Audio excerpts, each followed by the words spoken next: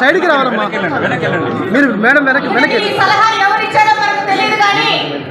కడప నియోజకవర్గంలోని మహిళలను అవమానిస్తే వాళ్ళ నాయకుడు సంతోషిస్తాడనో లేకపోతే ఇలా చేయకపోతే నా కుర్చీలో ఉన్న పీకేస్తాడనో లేకపోతే ఈ యొక్క సభలో ఉన్న కార్పొరేటర్లు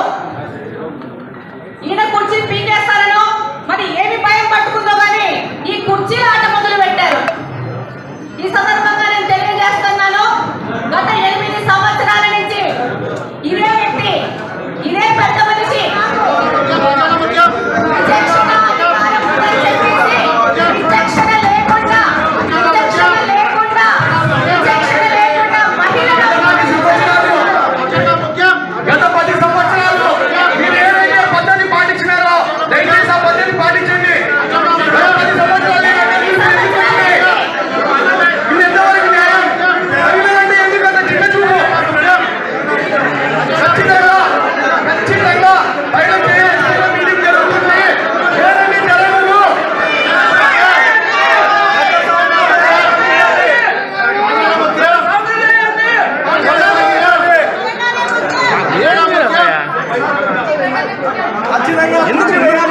నువ్వు కొత్తగా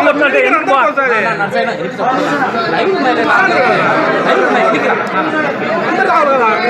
ఎందుకు ముందు ముందు